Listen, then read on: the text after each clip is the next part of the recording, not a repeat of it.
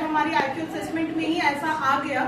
और क्योंकि अगर आईक्यू असेसमेंट के अंदर आया, अगर स्केल्स के अंदर आया है, तो हमको अकॉर्डिंगली बिलीव करना पड़ता है।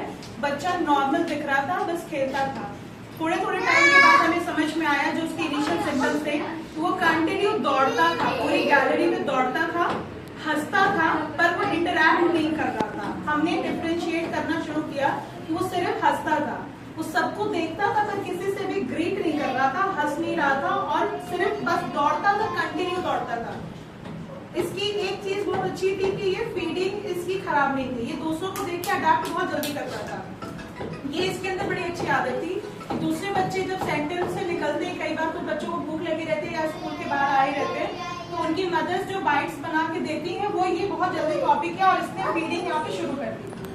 अपने हाथ से नहीं, लेकिन ये किसी के भी हाथ से, नाना जी हो या इसकी मदर हो, ये उनके हाथ से खाने लगता था, लेकिन पूरे टाइम दौड़ता था। जितने टाइम वो बाइट को च्यू करता था उतने टाइम वो पूरे टाइम गैलरी में दौड़ता था, हंसता था, पर ग्रीट नहीं करता था, किसी के पास भी रुकता नहीं था।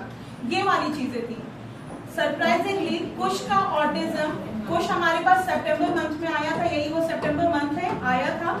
अनफॉर्चुनेटली कुश को डेंगू का प्रॉब्लम हुआ और इसकी मदर को भी डेंगू का इशू हो गया और लगभग 1 महीना थेरेपी रुक गई, ब्लॉक हो गई। और हमें फिर समझ में आया कि कुछ टाइम के बाद जब कुश आया तो इसके साथ बहुत सारे इलनेस की वजह से बहुत सारे टैंट्रम इश्यूज थे और इनके टैंट्रम्स कंट्रोल नहीं हो पा रहे थे। फिर भी अक्टूबर लास्ट मंथ में से हमारा मतलब almost around 1 week to 10 days इसका थेरेपी चला सितंबर मंथ में। आइडियली ये थेरेपी अक्टूबर लास्ट वीक से ही कंटिन्यू हुई और एक बहुत अच्छा माइलस्टोन हमारे पास रिकवर हुआ।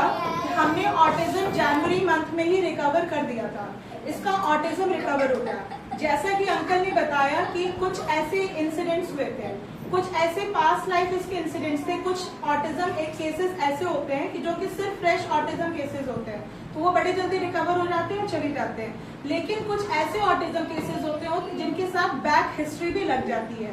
कुछ उनमें से एक था।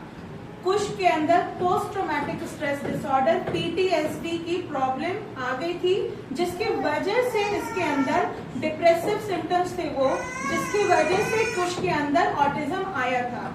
इसलिए कुछ के अंदर बहुत ज्यादा ऑटिज्म रिलेटेड डिस्टर्बेंसेस नहीं थे, तो कुछ को रिकवरी ऑटिज्म में जनवरी मंथ में ही मिल गई। बट स्टिल कुछ का दौड़ना नहीं कंट्रोल हुआ था, आई कांटेक्ट देने लगा था, सब कुछ ऑब्जर्व करने लगा था, लोगों से ग्रीट करने लगा था, शेक हैंड करने लगा था, पाँव छूना शुरू कर दिया था।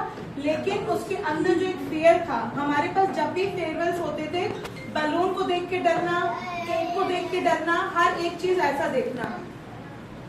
हर इंडियन फैमिली में ऐसा नहीं होता है, पर शायद कुछ ऐसी फैमिलीज, इंडियन ही नहीं किसी भी फैमिली के अंदर कुछ ऐसे इंसिडेंट्स कई बार हो जाते हैं बेसिकली डॉटर इन लॉज के साथ, जो कि बिल्कुल ही अनबियरेबल होते हैं। तो कुछ ऐसे इंसिडेंट कुश और कुश की मदर के साथ हो गई जब कुश 1.5 साल का था।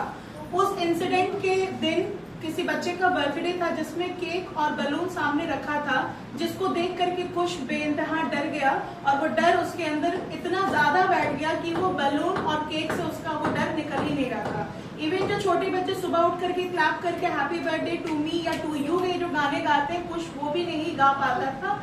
और उसको खिलाने के मतलब उसको खुश करने के लिए भी अगर ऐसे वर्ड्स का इस्तेमाल या ऐसे गाने का इस्तेमाल अगर स्लाइटली भी किया जाता था, या सेंटर के अंदर ही हम लोग किसी बच्चे का भी बर्थडे हम लोग सेलिब्रेट करते थे, तो कुछ बहुत बुरी तरीके से रोने लगता था। मुझे एक इंसिडेंट ये भी याद है कि हमारे पास एक पेशेंट, क्योंकि ये सेंटर है तो सर हर सेंटर पे हर पेशेंट सिर्फ मुझसे कन्विंस होगा ऐसा कभी भी पॉसिबल नहीं है।